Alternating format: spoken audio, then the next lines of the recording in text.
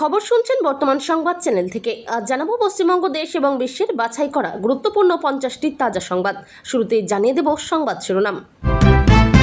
মোদির জরুরি বৈঠক, তারপরই এই সিদ্ধান্ত। এনার্জি লকডাউন আশঙ্কা নিয়ে বড় বার্তা নির্মলার।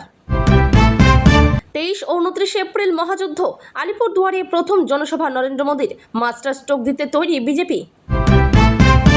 জ্বালানি তেলে অন্তঃশুল্ক কমিয়ে দিল কেন্দ্রীয় সরকার, হ্রাস পেল প্রতি লিটারে 10 টাকা।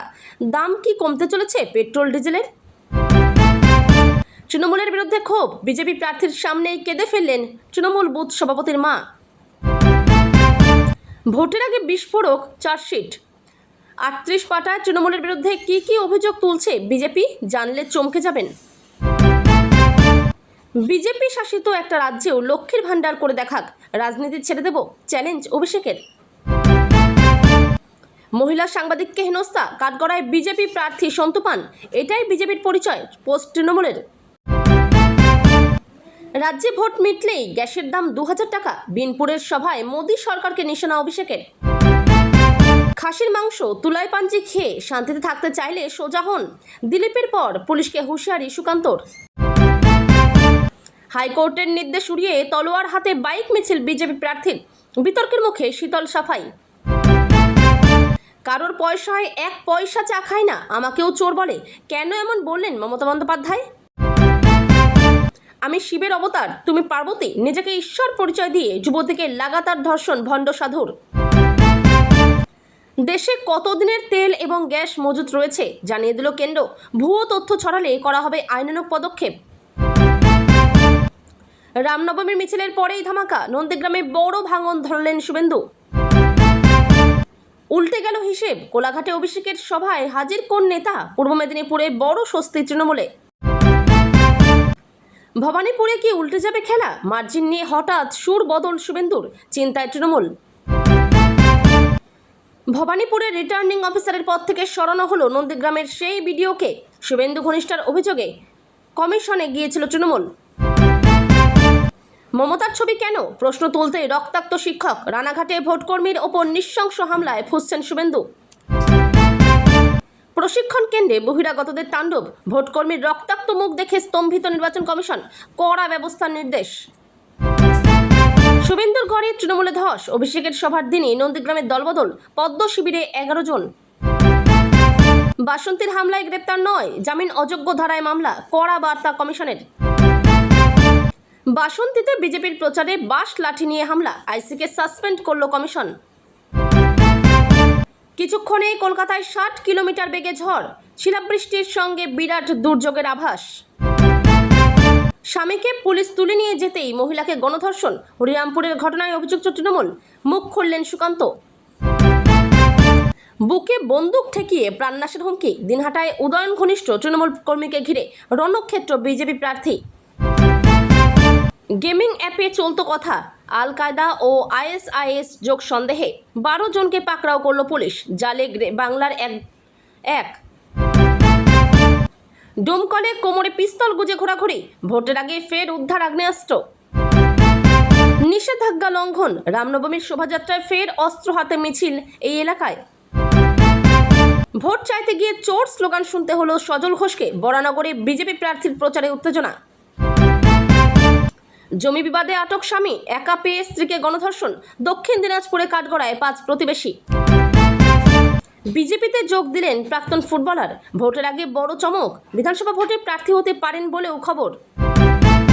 হেচড়াতে চুলের মুঠি ধরে দিল্লি পুলিশ টেনে নিয়ে গিয়েছিল, কেন্দ্রের বিরুদ্ধে ফের আক্রমণ শানলেন অভিষেক। আমায় রুখতে মামলা হুমকি কিছুই কাজে আসেনি, রামনবমীর স্মৃতি উস্কে তৃণমূলকে হুঙ্কার দিলীপের। ধর্ম যার যার উৎসব সবার, ঘাটালে দেবের মুখে জয় শ্রীরাম, বললেন এটা নিয়ে রাজনীতি করবেন না। লক্ষ্মীর ভান্ডারের পাল্টা 3000 টাকা, ফাঁস বিজেপির সংকল্পপত্র, বড় চমক বেকার ভাতা ও বেঙ্গল রেজিমেন্ট। শিলিগুড়িতে রামনবমীর শোভাযাত্রায় গৌতম দেব, তৃণমূল প্রার্থীর মুখে জয় শ্রীরাম ধ্বনি। পুলিশ নিরপেক্ষ হলে তৃণমূলের অফিস খোলার লোক থাকবে না, কুশমন্ডি থেকে কড়া হুঁশিয়ারি সুকান্ত মজুমদারের। তৃণমূলের বিরুদ্ধে চার্জশিট হাতে আজই কলকাতায় শাহ, 14টি পয়েন্টে মমতাকে বিত্তে বড় ছক বিজেপির। বাহিনী আসছে, গ্যাস ফুরোচ্ছে। মুখ্যমন্ত্রীর অদ্ভুত যুক্তিতে তাজ্জব রাজনৈতিক মহল। ভোটের আগে কি নতুন ইস্যুর খোঁজ? গণতন্ত্রের হত্যা হচ্ছে, সাপ্লিমেন্টারি তালিকা নিয়ে বিস্ফোরক মমতা। 50% নাম বাদ দেওয়ার অভিযোগ।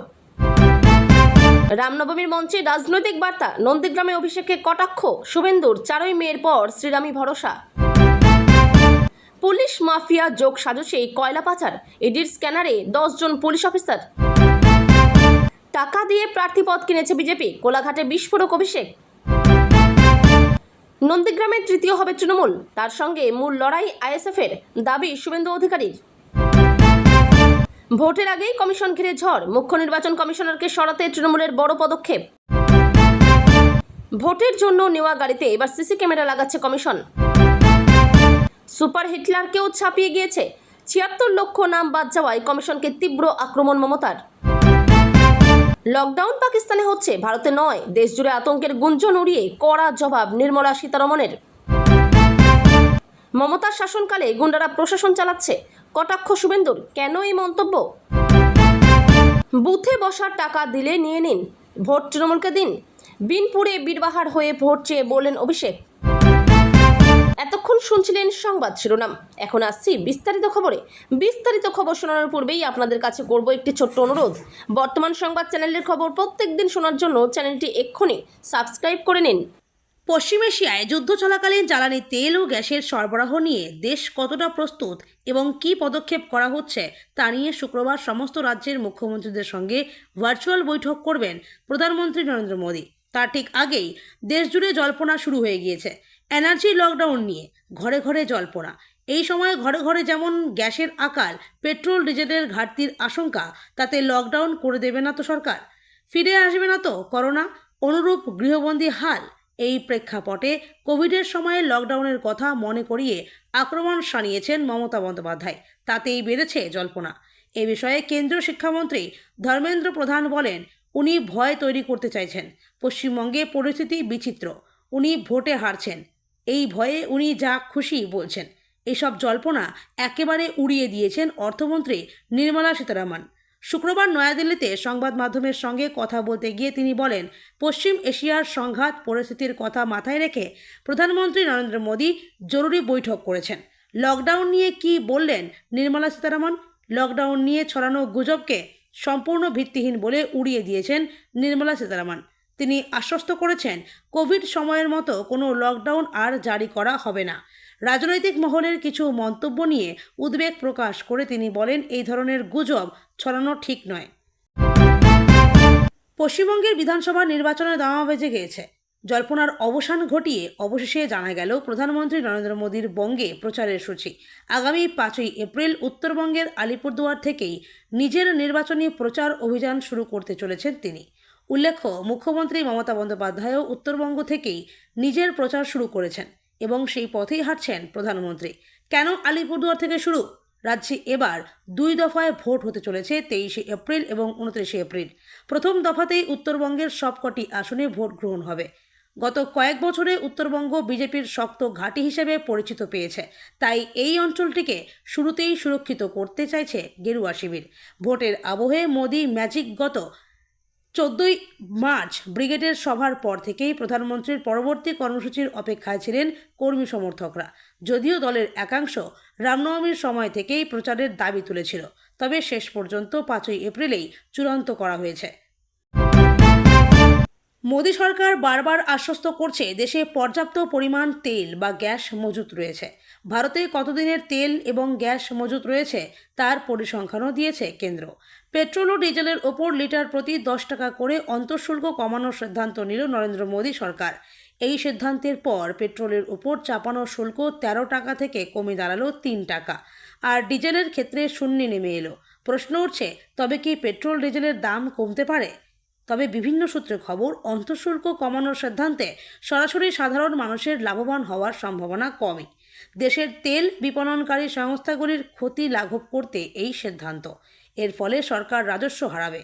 বিশ্বের বিভিন্ন দেশ থেকে ভারতীয় সংস্থাগুলি যে অপরিশোধিত তেল আমদানি করে তার উপর সরকার অন্তঃশুল্ক নেয়। গত বছরই সেই শুল্ক বাড়িয়েছিল মোদী সরকার। যুদ্ধ পরিস্থিতিতে বিশ্ববাজারে তেলের দাম ব্যারেল প্রতি অনেকটাই বেড়ে গিয়েছে। তবে ভারতের বাজারে এখনও পর্যন্ত সাধারণ পেট্রোল ডিজেলের দাম বাড়েনি। এর ফলে ভারতীয় সংস্থাগুলিকে অনেকটাই ক্ষতির মুখে পড়তে হচ্ছে। ওয়াকিবহাল মহলের মতে সেই ক্ষতির ধাক্কা সামলে নিতেই অন্তঃশুল্ক কমানোর সিদ্ধান্ত নিয়েছে সরকার। অনেকের মতে আন্তর্জাতিক বাজারে তেলের দাম বৃদ্ধির সঙ্গে সাযুজ্য রক্ষা করতেই পেট্রোল ও ডিজেলের ওপর অন্তঃশুল্ক কমালো কেন্দ্র। বিশ্ববাজারে তেলের দাম বৃদ্ধি হওয়ায় ভারতেও তার প্রভাব পড়ার আশঙ্কা তৈরি হয়েছিল। তবে কেন্দ্রের এই সিদ্ধান্তের পর আপাতত ভারতে পেট্রোল ডিজেলের দাম বৃদ্ধি হওয়ার সম্ভাবনা কম বলেই মনে করছেন অনেকে।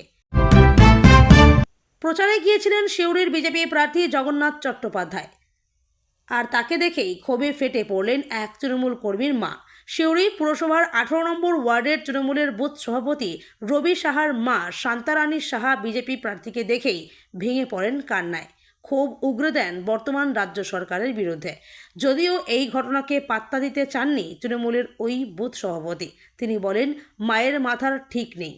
27 মার্চ শুক্রবার সকালে সিউড়ি পুরসভার হারজন বাজারের 186 নম্বর বুথে প্রচারে যান সিউড়ি বিধানসভার বিজেপি প্রার্থী জগন্নাথ চট্টোপাধ্যায়।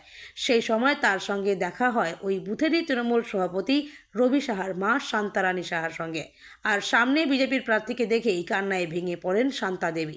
শান্তাদেবী সাহা বলেন, ছেলেরা সব বেকার, বস্তা টানলে তবে ভাত হয়। লেবার খেটে মেয়েটাকে কষ্ট করে বিয়ে পড়িয়েছি, পাশও করেছে। মেয়েটা কোনো কাজ পায়নি। 2 মাস 3 মাস পর সরকারের 1000 টাকা আসে। এখন তো ওষুধ কিনতে গেলেও তো 2000 টাকা লাগে। কে খোঁজ নেয়?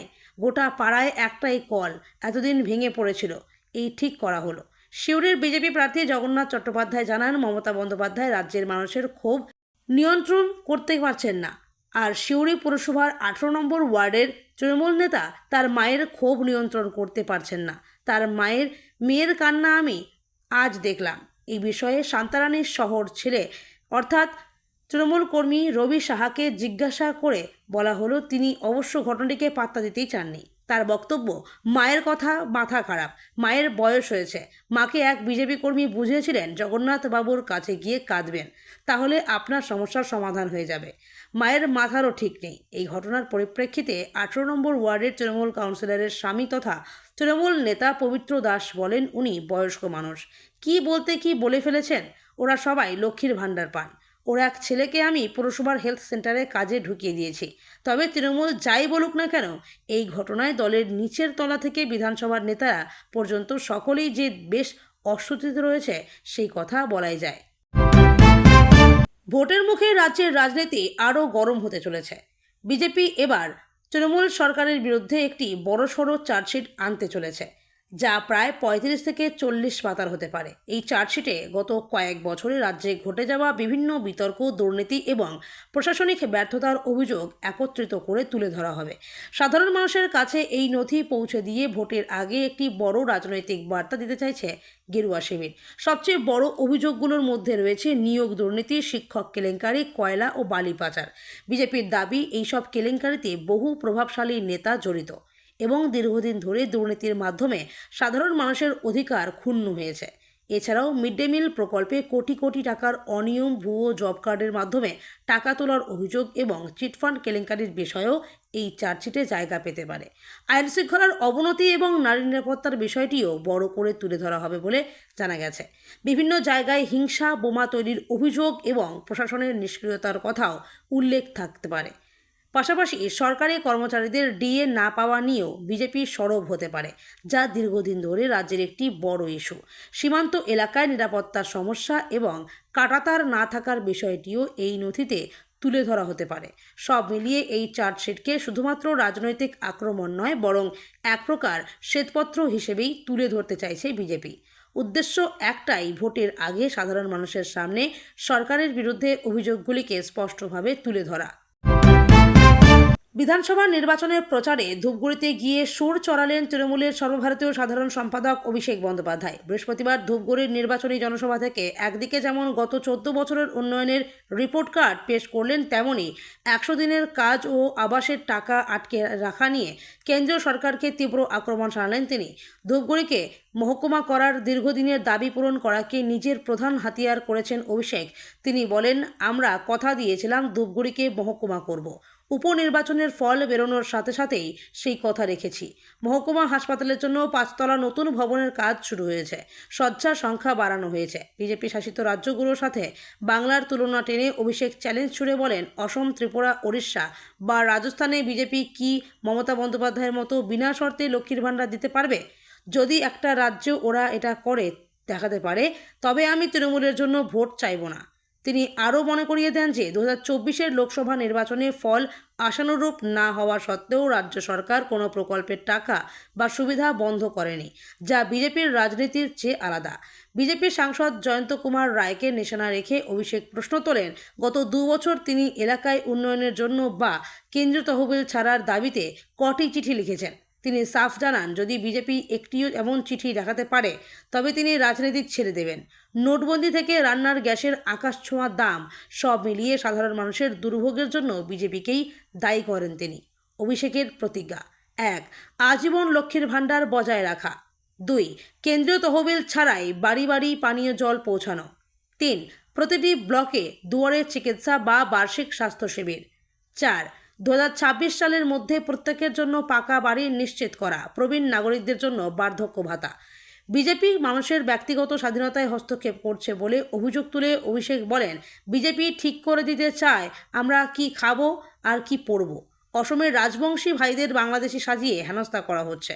তিনি সাফ জানান, এটি কেবল ভোট নয়, এটি অধিকার রক্ষার লড়াই এবং আগামী নির্বাচনে তৃণমূল প্রার্থী নির্মল চন্দ্র রায়কে 20,000-এরও বেশি ভোটে জয়ী করার আহ্বান জানান তিনি। বিজেপির তারকেশ্বরের প্রার্থী সন্তু পান ও তার সমর্থকের বিরুদ্ধে মহিলা সাংবাদিককে হেনস্থার অভিযোগ, সম্প্রচারের জন্য তোলা ভিডিও ডিলিট করার জন্য চাপ দেওয়ার অভিযোগ উঠেছে। কথা মতো কাজ না করলে বুঝে নেওয়ার হুমকিও দেওয়া হয়েছে বলে দাবি হেনস্থার মুখে পড়া মহিলা সাংবাদিকের।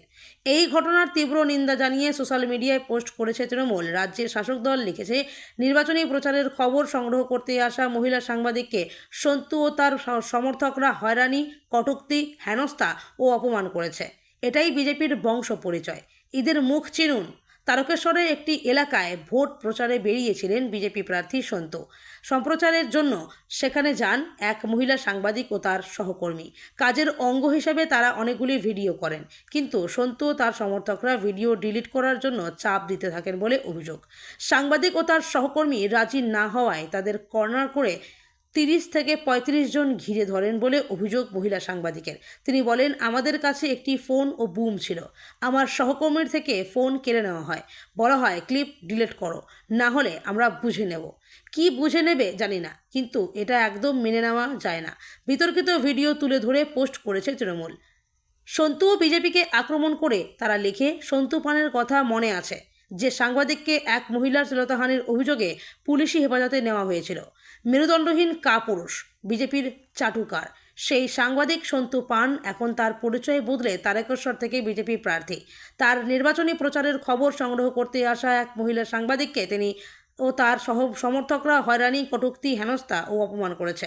সাংবাদিকের ফোন কেড়ে নেওয়া হয়, ভিডিও ডিলিট করতে বাধ্য করা হয়েছে। সাংবাদিক মানসিকভাবে হেনস্থার শিকার হন। ক্যামেরার সামনে তাকে হাঁপাতে দেখা গিয়েছে। এটাই বিজেপির বংশ পরিচয়। বিজেপি সংবিধান পাল্টানোর চেষ্টা করছে। আরও একবার কেন্দ্রের বিজেপি সরকারের বিরুদ্ধে তোপ দাগলেন অভিষেক বন্দ্যোপাধ্যায়। বিনপুরের সভা থেকে ফের আক্রমণাত্মক তৃণমূল কংগ্রেসের সর্বভারতীয় সাধারণ সম্পাদক। ধর্ম নয়, কর্মে ভোট দিন, সাধারণ মানুষকে সেই বার্তাও দিয়েছেন তিনি। মধ্যপ্রাচ্যে যুদ্ধের কারণে ভারতের জ্বালানি তেল ও গ্যাসের বাজারে সংকট দেখা দিয়েছে। রান্নার গ্যাস পাওয়া যাচ্ছে না বলে অভিযোগ। ইতিমধ্যেই 1 প্রস্ত রান্নার গ্যাসের সিলিন্ডারের দাম বেড়েছে। ভোট মিটলে রান্নার গ্যাসের দাম কেন্দ্রীয় সরকার 2000 টাকা করে দেবে, এমনই আশঙ্কা প্রকাশ করছেন অভিষেক। রাজ্যে ভোট প্রচারের পারদ চড়তেই এবার পুলিশের ভূমিকা নিয়ে সম্মুখ সমরে বিজেপি। বৃহস্পতিবার রাতে দক্ষিণ দিনাজপুরের কুসুমুন্ডিতে দাঁড়িয়ে স্থানীয় থানার আইসি এবং বিডিওকে নজিরবিহীন ভাষায় সতর্ক করলেন কেন্দ্রীয় শিক্ষা প্রতিমন্ত্রী সুকান্ত মজুমদার। দলীয় প্রার্থীর সমর্থনে আয়োজিত জনসভা থেকে তার সাফ বার্তা, পুলিশ যদি নিরপেক্ষ হয়ে যায় তবে তৃণমূলের পার্টি অফিস খোলার লোক খুঁজে পাওয়া যাবে না। বৃহস্পতিবার মানিকোর হাই স্কুল মাঠে কুসুমুন্ডির বিজেপি প্রার্থী তাপস চন্দ্র রায়ের সমর্থনে এক জনসভার আয়োজন করা হয়েছিল। সেখানে সুকান্ত দাবি করেন, কুসুমুন্ডি থানার আইসি নাকি তৃণমূল নেতাদের ফোন করে কাজে নামার নির্দেশ দিচ্ছে। আইসির উদ্দেশ্যে তোপ দেখে কেন্দ্রীয় মন্ত্রী বলেন, পুলিশের ইউনিফর্ম পরে যদি তৃণমূল ক্যাডারের মতো কাজ করতে হয় তবে ওটা ছেড়ে সরাসরি ঘাসফুল ঝান্ডা হাতে নিয়ে ভোটে দাঁড়ান। মনে রাখবেন, নিরপেক্ষভাবে কাজ না করলে নির্বাচন কমিশন সংবিধানের 311 ধারা প্রয়োগ করে আপনাকে বরখাস্ত করতে পারে। তখন মুখ্যমন্ত্রী বাঁচাতে পারবে না।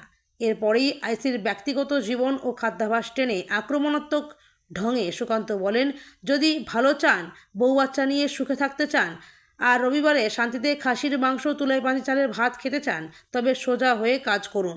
আমাদের হয়ে কাজ করতে হবে না, শুধু নিরপেক্ষ থাকুন, বাকিটা আমরাই বুঝে নেব। সারি সারি বাইক, স্কুটি, তারকেশ্বরে বাজছে ডিজে, গেরুয়া পতাকা উড়িয়ে চলছে র্যালি, বাস, গাড়ি, টোটো, অটো সব জ্যামে আটকে। শুক্রবার তলোয়ার হাতে সেই বাইক মিছিলে সামিল ঘাটালের বিজেপি প্রার্থী শীতল কপাট। ঘটনা সামনে আসতেই বিতর্ক।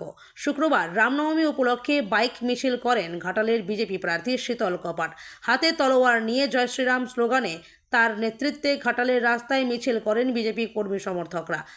তারকেশ্বরে বাজতে থাকে ডিজে, আর সেখানেই প্রশাসনিক নির্দেশিকা লঙ্ঘনের অভিযোগ ওঠে।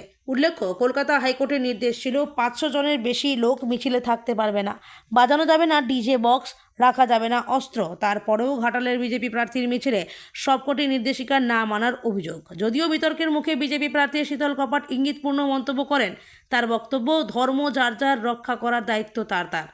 পাল্টা ঘাটাল সাংগঠনিক জেলার তৃণমূল সাধারণ সম্পাদক বিকাশ করের খোঁচা, ভগবান রামচন্দ্র কখনোই এই ধরনের সম্প্রীতির বার্তা দেননি।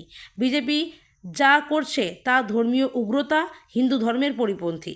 এটা রামচন্দ্রকে শ্রদ্ধা নয়, রামচন্দ্রের নীতি আদর্শকে অবমাননা করা। আগামী দিনে এর বিরুদ্ধে রায় দেবে ঘাটালবাসী। শুধু ঘাটালেই নয়, শুক্রবার বীরভূমের সাঁইথিয়ায় প্রশাসনিক নির্দেশিকাকে বুড়ো আঙুল দেখিয়ে চলল রামনবমী উদযাপন।